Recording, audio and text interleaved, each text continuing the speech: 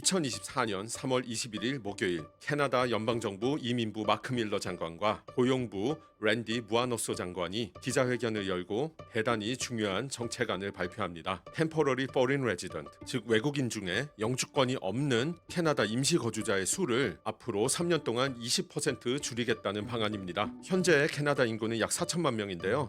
이 중에 6.2%로 약 248만 명 정도가 된다고 하고요. 이거를 5% 수준인 200만 명으로 줄이겠다는 뜻입니다. 그러니까 BC주 서리, 퀘벡주 라발, 온타리오, 런던 정도 되는 도시 하나를 그냥 날려버리겠다는 뜻이에요. 또한 올해 5월 1일부터는 일부 분야를 제외한 모든 분야에 외국인 노동자 쿼터를 줄인다고 합니다.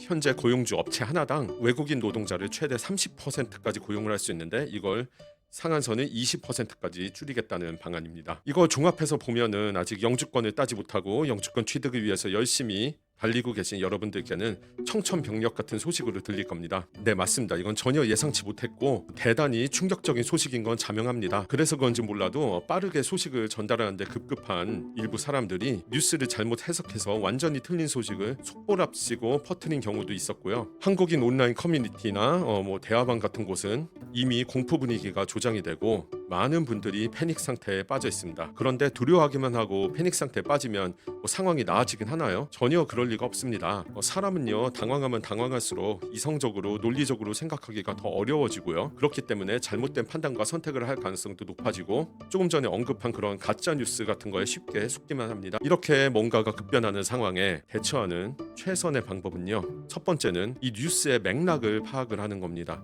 그러니까 표면적으로 보이는 것뿐만이 아니라 정확히 이게 어떤 의미인지 어떤 취지인지 파악을 하는 거고요. 두 번째는 이게 내가 영주권을 취득하는 과정에는 어떤 영향을 줄지 생각을 하고 이런 상황에 대처하기 위한 최선의 방법은 무엇인지를 이 소식의 맥락에 맞춰가지고 잘 판단을 하는 겁니다. 지금 CBC 같은 주요 언론에서는요, 캐나다인들이 가장 관심을 많이 가질 만한 소식들을 중점적으로 전달한 거예요. 안타깝게도 커뮤니티 같은 곳에서도 이 소식만 그냥 대충 해석한 게 돌고 있습니다. 그나마도 해석을 잘못해가지고 의도하지 않게 허위 사실을 유포하는 경우도 많고요. 참고로 이 기자회견은 거의 1시간 동안 진행을 했습니다. 내용이 정말 길었어요. 그리고 뉴스에 나오지 않았지만 우리 한국인들 그리고 영주권 취득을 위해서 열심히 달리고 계신 분들께 중요할 수 있는 소식들도 담겨 있습니다. 이번 영상에서는 뉴스에 나온 내용은 물론 이 뉴스에 나오지 않은 기자회견 내용도 좀 더 자세히 살펴보고요. 그 맥락과 의미가 무엇인지 함께 생각해보는 시간을 가지도록 하겠습니다. 그럼 본격적으로 시작하겠습니다. 자, 그러면 캐나다 연방정부에서 발표한 임시거주자 외국인 수 3년 동안 20% 감축 계획 발표에 대해서 알아보도록 하죠. 도입부에서도 설명드렸지만 외국인 총 임시거주자 수 6.2%를 5%로 줄이고 이거는 약 48만 명 정도 줄이는 셈입니다. 앞으로 3년 동안 점진적으로 진행을 할 거고요. 그리고 5월 1일부터 일부 분야를 빼면은 외국인 노동자 쿼터를 줄인다고 하고요. 고용주 한 개 업체당 고용할 수 있는 최대 외국인 노동자 수를 30%에서 20%로 줄인다고 합니다. 여기까지가 주요 뉴스 사이트에서 얘기한 내용이고요. 뉴스 사이트에서 얘기하지 않은 부분을 살펴보도록 하죠. 첫 번째, 고용주 한 개 업체당 외국인 노동자 채용 최대 비율을 30%에서 20%로 줄인다고 했는데요. 이거는 사실 LMIA 로우 웨이지 스트림 이야기입니다. 많은 분들이 타고 있는 이 LMIA 받고 한국인 업체 취업하거나 해서 일하시는 게 여기에 해당을 해요. 그런데 헬스케어나 컨스트럭션 등 이제 캐나다에서 정말로 필요한 분야는 이거에서 제외가 됩니다. 그리고 그다음 원래 LMIA 발급 후에 유효기간이 1년이었는데요. 이거를 6개월로 줄인다고 합니다. 이 부분에 대해서 잘 이해가 안 된 분들이 그냥 자기 마음대로 해석을 하고 허위 사실을 의도치 않게 유포한 경우가 있었는데요. 이거에 대한 정확한 정보는 조금 이따 알려드리도록 하죠. 이 부분은요, 근데 현재 캐나다 내에서 LMIA를 진행 중인 사람한테는 큰 영향이 없습니다. 물론 지금 진행 중인 LMIA가 끝나고 혹시라도 나중에 다시 LMIA를 받아서 워크 퍼밋을 받아야 된다면 좀 얘기가 달라지지만요. 이것도 좀 이따 자세히 얘기해 보도록 하죠. 그런데 말이죠, 48만 명을 줄인다는 게 정확히 어떤 의미가 있는 건지 어떻게 줄일 수 있는 건지 한번 대충 시뮬레이션을 하고 넘어가도록 하죠. 마크 밀러 장관이요, 기자회견에서 아주 친절하게 현재 외국인 임시 거주자 명수가 어떻게 되는지 그리고 범주별로 비율이 얼마나 되는지를 하나하나 다 설명을 해줬어요. 그거를 제가 엑셀 파일로 정리를 했으니까 하나하나 살펴보면서 계산을 해볼 겁니다. 어디 한번 보시죠. 실제로 여기 나와 있는 이 범주와 비율들은요, 마크 밀러 장관이 기자회견에서 얘기를 한 부분입니다. 이게 어디서 나왔는지에 대해서 항상 그렇듯이 고정 댓글에 링크로 달아놓아서 여러분께서도 시청하실 수 있게 할게요. 이번 영상은 좀 제가 시간이 부족한 관계로 실제 기자회견 영상 하나하나 따가지고 올리기는 조금 어려울 것 같습니다. 일단 마크 밀러 장관이 얘기한 전체 인구의 6.2%는 248만 명 정도가 되고요. 캐나다 인구가 4천만 명이니까 그중에 인터내셔널 스튜던트 유학생이 42%가 되고 이걸 인원수로 계산을 하면은 104만 명 정도가 됩니다. 그 다음이 템퍼러리 포린 워커인데요. 외국인 노동자예요. 이게 이제 LMIA 등등 받아가지고 일하시는 분들. 이게 9% 정도 된다고 하고 22만 명 정도에 해당을 합니다. 그리고 그 다음이 인터내셔널 모빌리티 프로그램이라는 프로그램에 뭉뚱그려가지고 이제 나와 있는데요. 이게 한 44% 되고 109만 명 정도 된다고 해요. 이 비율 3개를 합치면 95%예요. 5%가 빠지긴 하는데 아마 이 소수점 날라간 것도 있고 뭐 딴 데 기타도 있을 겁니다. 그런데 이제 기자회견에서 그냥 말로 마크 밀러 장관이 얘기한 거니까 중요한 건 아니니까 넘어가도록 하고요. 인터내셔널 모빌리티 프로그램이 뭔지 이제 밑에서 한번 보죠. 이것도 마크 밀러 장관이 하나하나 다 퍼센테이지를 이야기를 한 겁니다. PGWP 보유자가 이 44% 중에 26%에 해당을 한다는 겁니다. 그러니까 109만 명 중에 26%면 28만 명 정도. 그리고 유학생들 중에 이제 워크 퍼밋을 소지한 분들, 그러니까 스튜던트 비자 받으면 같이 나오는 그 오픈 워크 퍼밋 있죠. 그거 보유한 사람이 9%가 되고 이게 약 9만 8천 명이라는데 좀 적게 잡힌 것 같은 느낌이 들긴 하지만 뭐 그렇다니까 그렇겠죠. 그리고 워킹 홀리데이로 오픈 워크 퍼밋을 가지고 있는 분들이 10% 정도, 10만 9천 명 정도가 되고요.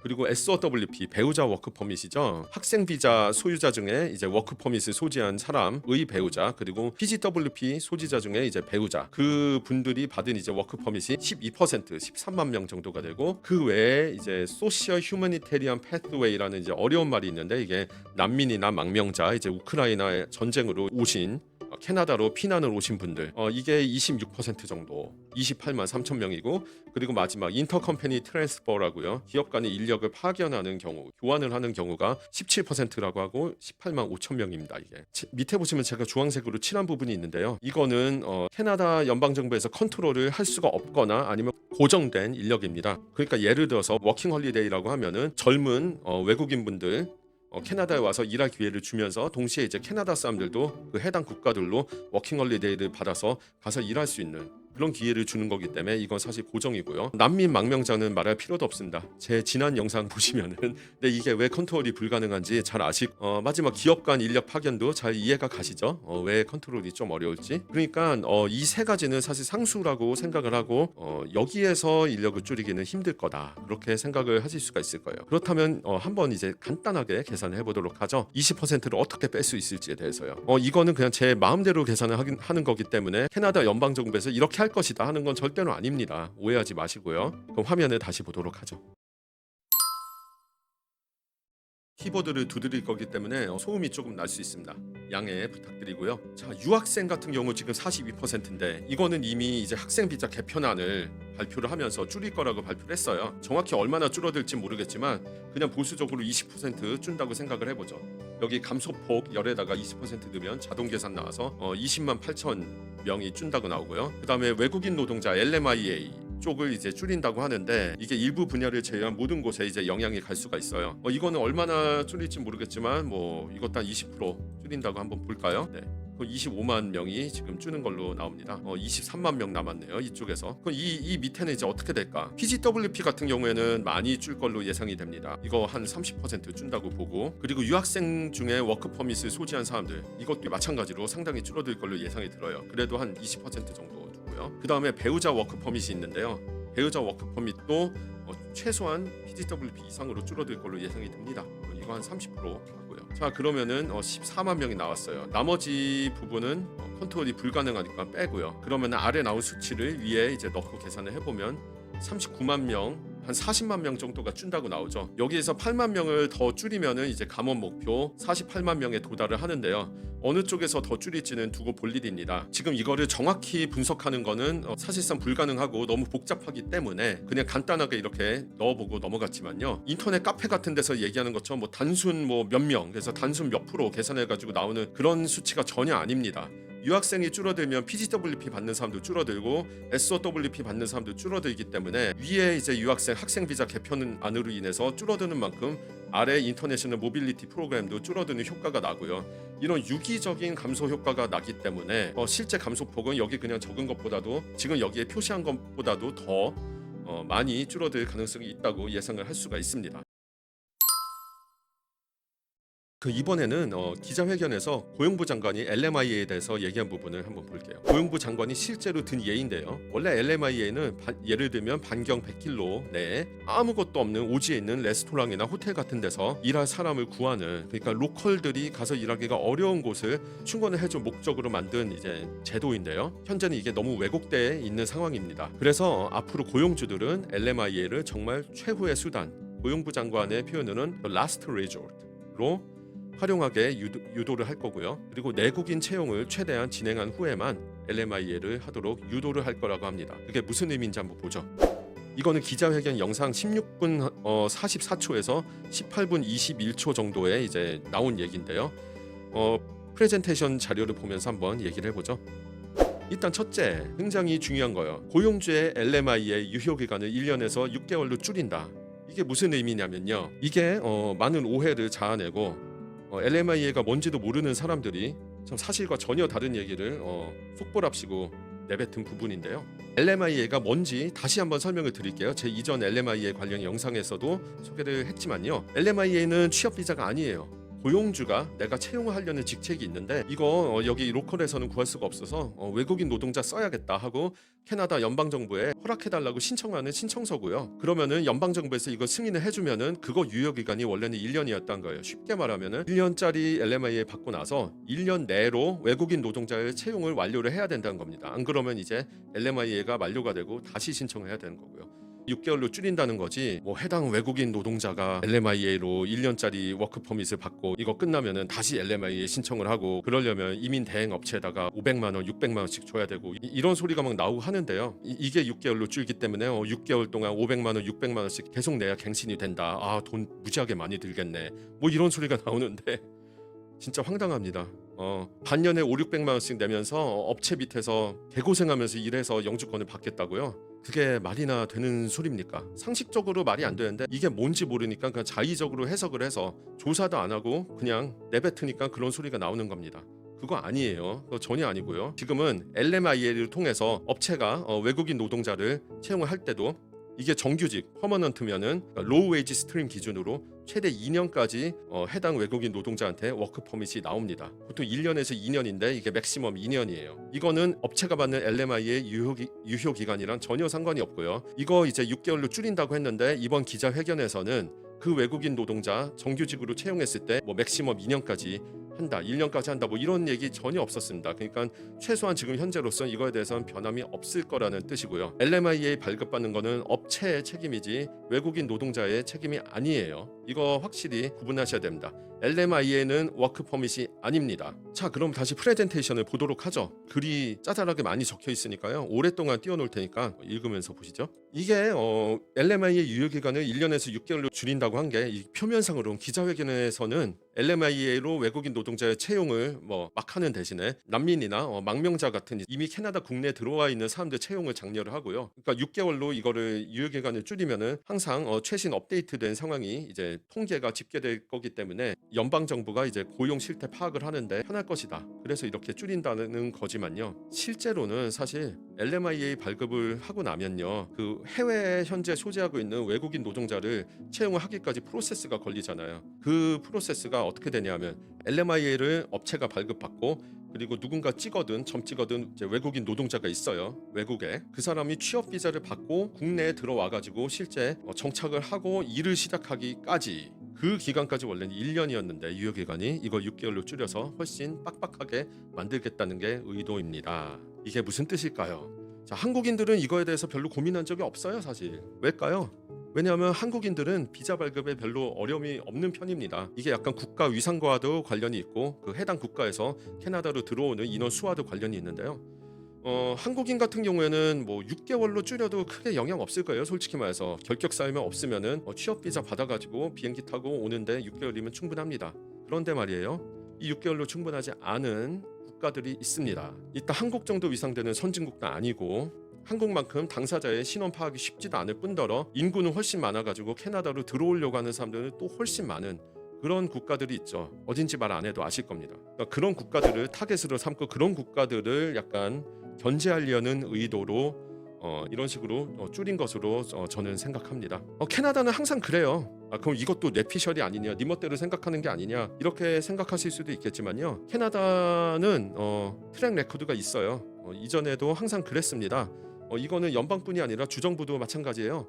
그러니까 특정 국가의 뭐 TO 뭐 어느 나라는 뭐 몇 명 받고 어느 나라는 몇 명 받고 이런 식으로 직접적으로 가지 않아요. 이 캐나다의 이미지 유지에 약간 손해가 되거든요. 항상 모든 사람을 위해 열려 있고 약자를 위하는 그 캐나다라는 이미지 말이에요.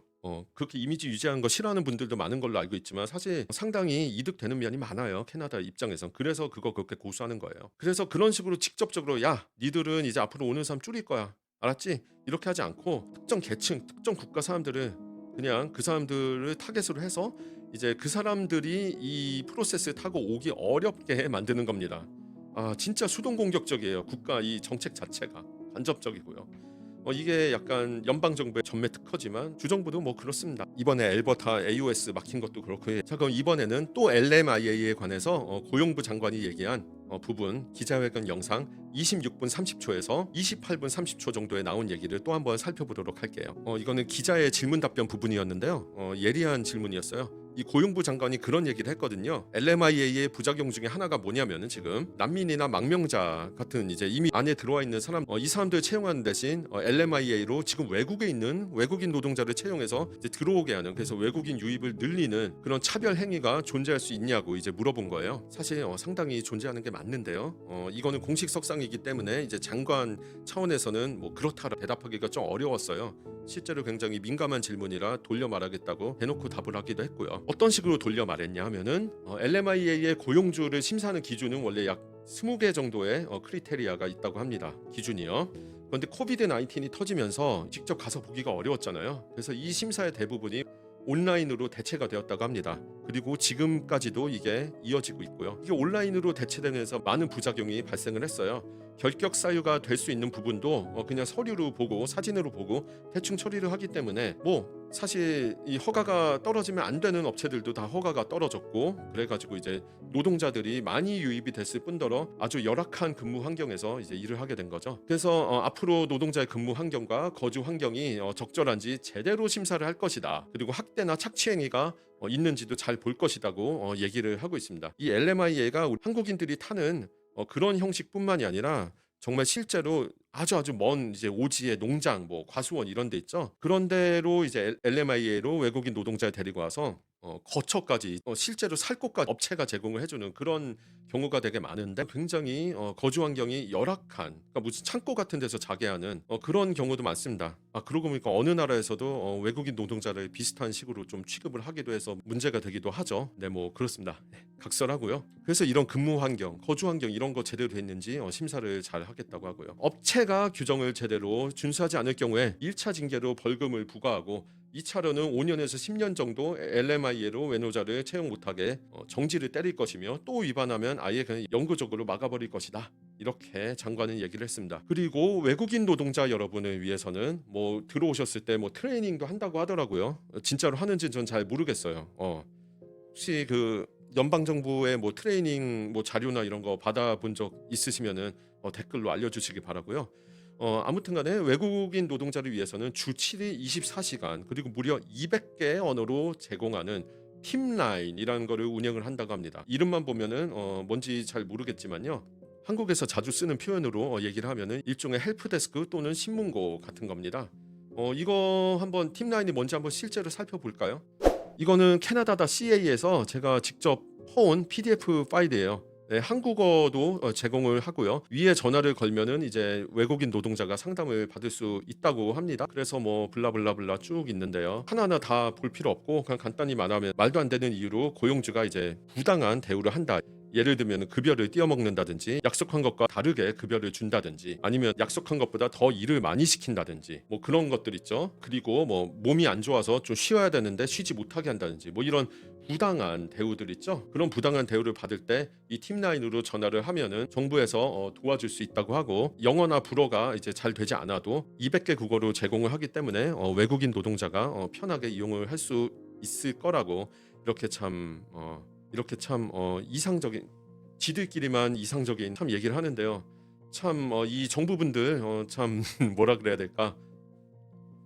너무 세상을 이상적으로 바라보는 게 아닐까, 그런 생각이 듭니다. 팀라인 이거 어떻게 쉽게 연락할 수가 있겠어요? 만약에 내가 부당한 처우를 받는다 그래도 팀라인에 전화를 해서 우리 고용주가 나 못 살게 굴어요, 그러면은 조사 들어올 텐데요. 그럼 그 고용주가 LMIA 이거 못 해먹겠네, 회사 접어, 뭐 이래버리면은 영주권 받으려고 열심히 노력하는 사람들은 뭐가 될까요? 아니면 고용주가 이런 신고를 받고 실제로 정부한테 뭔가 쿠사리를 먹게 되면은 그거는 이제 누구한테 돌아갈까요? 참 연방 정부가 이런 거 생각을 하긴 하는 건지 모르겠습니다. 그래도 고용주 여러분께서 잘 하고 계시다면, 피고용인들 부당하게 대우하지 않고 정당하게 잘 대우를 해주신다면 아무 문제 없을 일입니다. 그 다음은 LMIA 로우 웨이지 스트림, 이제 이거 중요한 부분이에요. 우리랑 관련이 있으니까요. 이거는 영상 36분 56초에서 40분 정도의 얘기를 하는데요. 기네요. 얘기 중요하니까요. LMIA 로우 웨이지 스트림을 채용 한도를 30%에서 20%를 줄이는 이유에 대해서 얘기를 했어요. 현재 캐나다 전국의 잡 베이컨시는 65만 개 정도 된다고 합니다. 지금 채용하는 일자리가 65만 개라고 하는데요. 캐나다 로컬 구직자는 지금 120만 명이나 된다고 해요. 그러니까 거의 2배 차이가 나는데요. 이렇게 차이가 나는 이유는 업체가 뭐 원주민이라든지 장애인, 아니면 특정한 성별, 인종, 그리고 성 정체성에 따라서 채용할 때 사람들을 차별하는 걸로 이제 보인다고 합니다. 그런 경향이 있다고 하고요. 그리고 또 하나, 아까도 잠시 얘기했지만 이 로컬들은 시골 오지 같은 데 가서 이제 일하는 걸 좀 꺼려하는 경향이 있다고 합니다. 그러니까 자리가 있어도 가지 않는 거죠. 그래서 이런 괴리가 발생을 하는 거고, 이런 괴리를 해소하기 위해서 도시처럼 이제 인구가 좀 많은 곳은 이제 LMIA를 통해서 외국인 노동자를 채용하기 전에 내부에 이미 있는 사람들을 뽑도록 유도를 하고요. LMIA는 로컬들이 잘 안 가거나 로컬들을 뽑기 힘든 곳으로 유도를 하려고 한다고 합니다. 현재 캐나다 노동 인력의 1%가 템퍼러리 포린 워커 프로그램에서 오고요. 여기에서 25%가 LMIA 로우 웨이지 스트림에 해당을 한다고 하는데요. 이 부분을 업체 채용 한도를 30%에서 20%로 줄이는 겁니다. 자, 길게 얘기를 했는데요. 이제 정리를 하고 결론을 내려보도록 하죠. 연방 정부는 LMI의 상황이 지금 엉망진창인 거 알고 있고요. 이거를 적극적으로 고치려고 합니다. 그리고 외국인 노동자가 외부에서, 그러니까 캐나다 밖에서 들어오는 걸 앞으로 좀 줄이고요. 그 대신에 이미 들어와 있는 사람들을 소모해서 없애는 것이 취지라고 합니다. 그러니까 이게 뭐 사람들 쫓아낸다 이런 의미는 전혀 아니에요. 캐나다는 정말 노골적인 범법 행위를 저지르는 게 아닌 이상은 일단 그 전까지 어떤 루트로든 합법적으로 체류 자격을 얻은 사람들은 그 체류 자격을 몰수하지 않습니다. 그러니까 추방한다는 거 아니에요. 오해하지 마세요. 그 대신에 이제 뭐 예를 들면 영주권 신청한다는 자는 이제 외노자 타이틀을 벗게 해준다는 겁니다.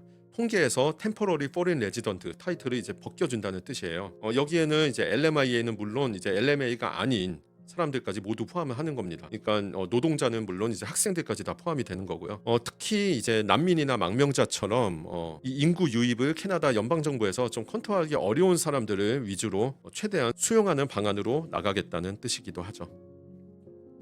그리고 고용주 LMI의 유효기간을 1년에서 6개월로 줄이는 거 좀 전에 아주 길게 설명을 해드렸는데요. 이것도 특정 국가에서의 외부 유입을 억제하려는 일종의 기술이라고 저는 생각을 합니다. 이미 들어와 있는 한국인 노동자들의 경우에는 당장 이게 치명적인 타격은 없을 거라고 생각을 해요. 다만 이제 LMIA 로우 웨이지 스트림으로 업체당 뽑을 수 있는 인원의 비율이 30%에서 20%로 줄어드는 문제가 있고요. 그리고 이건 엘버타주 한정이긴 하지만 매출이 40만 달러 미만인 업체들은 외국인 노동자 채용수를 제한을 하게 되는 거고, 이 경우에 해당 업체들은 LMIA로 뽑은 사람들을 뱉어내거나 아니면 그 사람들의 이제 영주권 신청을 무한 대기시켜야 되는 그런 경우도 있을 수 있을 겁니다. 현재는 엘버타주 한정이긴 하지만요, 언제든지 타주로 이것도 번질 수도 있다는 거는 약간 고려를 해봐야 될 점입니다. 이 모든 걸 종합을 해보면요, 현재 영주권을 받기 위해서 LMIA를 통해서 워크퍼밋 받고 들어와서 일하고 계신 분들은 당장 직접적인 타격은 없습니다. 다행히도. 다만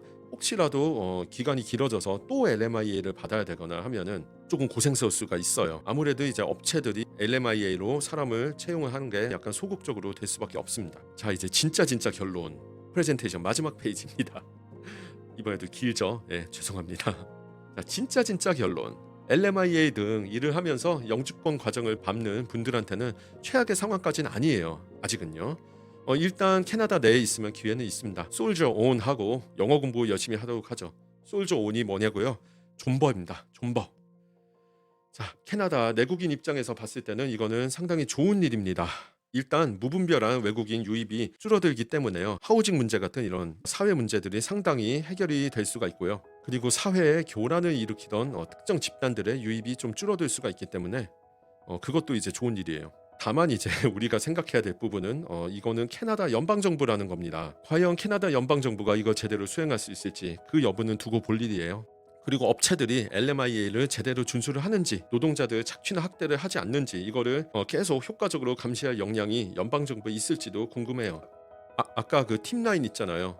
노동자들이 직접 연락하는 그 팁라인에만 의존을 할 건가요? 굉장히 그 고용부 장관이 자신 있게 그 팁라인에 대해서 기자회견에서 얘기하던데, 이 팁라인이 정말 효과적일 거라고 굳게 믿어서 그렇게 자신 있게 얘기를 하는 건지, 아니면 외국인 노동자들한테 생색내려고 하는 건지는 잘 모르겠습니다. 이거는 앞으로 결과가 말해주겠죠. 그런데요, 이 캐나다가 지금 돌아가는 꼴을 보면은 이것만으로는 절대로 이 문제 해소 안 됩니다. 직접 그 정부 차원에서 계속 살펴보고 감시도 하는 모습을 보여줘야지 해소가 될 텐데요. 그게 이제 될지, 그런 의지가 있을지에 대해서는 두고 볼 일입니다. 자, 이제 최악의 경우로 한번 얘기해 볼까요? 이 모든 거를 다 종합해 봤을 때 외국인이 합법적인 취업 비자를 받아서 새로 들어오는 거를 줄이겠다는 뜻이거든요. 이제 그리고 안에 있는 외국인 임시 거주자들을 줄이고요. 연방 정부가 그 외부 유입을 줄이겠다고 해서 그게 그냥 줄어들까요?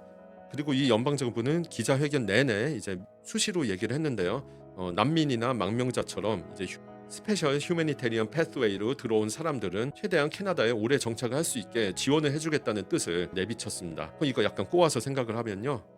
취업 비자 합법적으로 받기 어렵고 대신에 이쪽은 계속 우대를 해줄 거라고 하니까요. 최악의 경우 허위 망명 신청이나 난민 신청이 급증을 할 수도 있습니다. 제 최근 2개 영상 보시면은 무슨 뜻인지 더 잘 이해가 가실 거예요. 이렇게 영상 광고하는 겁니다. 어쨌든 간에 결론적으로는요. 그냥 사람들이 어디에서 기사 하나 그냥 번역기를 돌린 다음에 뿌리는 소식들을 마치 사실인 양 그냥 무조건 믿고 패닉하지 마시고요. 항상 어떤 소식을 들었을 때는 팩트 체크가 중요합니다. 더블 체크 해야 되고요. 이런 이민 관련 얘기들은 많은 사람들의 미래에 영향을 끼칠 수가 있는 부분인데 그렇게 무책임하게 아무렇게나 얘기를 하면 안 되죠. 하지만 반대로 이민자 본인들도 본인들의 미래가 걸린 일이기 때문에 아무 말이나 그냥 무조건 받아서 무조건 듣고 수용하지 마시고 팩트 체크를 여러 번 하셔야 됩니다. 이 키아리 유튜브도 마찬가지예요. 제가 하는 얘기가 다 100% 사실이 아닐 수도 있다는 점을 항상 유념을 하시고요.